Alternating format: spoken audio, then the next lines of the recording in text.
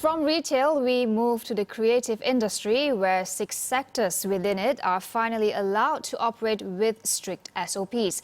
This includes film, animation and music production. While the creative industries have been allowed to restart, one sector of the industry hasn't been given as much leeway. Livescape Group CEO Iqbal Ameer illustrates the fears events and entertainment industry players are facing with the prolonged pandemic. The damage is unspeakable. In June 2020, the events industry recorded a 1.8 billion ringgit loss. Now, I'm not surprised if that has risen fivefold. When there was an opportunity for markets to recover, when our cases were low, we were not allowed to operate.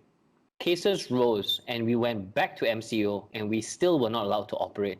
And now, with new SOPs put in place, unfortunately, we are still not allowed to operate.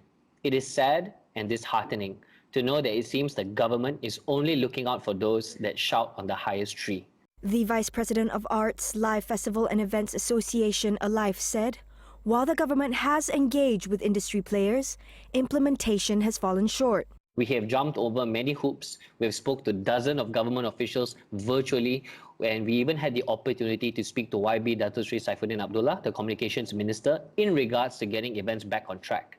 It is always positive and rosy and a glimmer of light, but then it falls short the moment it goes into the approval stages. The worst thing is we are not given a reason why it is rejected. We are just asked to reapply again, and this hurts. What are the possible measures to allow events and activities to resume safely? Could we take a leaf out of Singapore's book, whereby participants in some events will now have to take an antigen rapid test for COVID-19 and obtain a negative result before admission? So, Alive has actually proposed a 5-tier SOP plan to the government late last year. It is a concentrated, foolproof plan that is zonal. So it indicates that if an area is safe, events are allowed to be conducted within a set of SOPs that have contact tracing, rapid kit testing and social distancing measures put in place.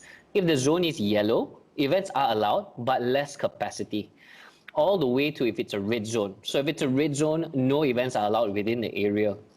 We have in fact conducted 2 live events in November 26. Last year with these SOPs that we proposed in place as a test.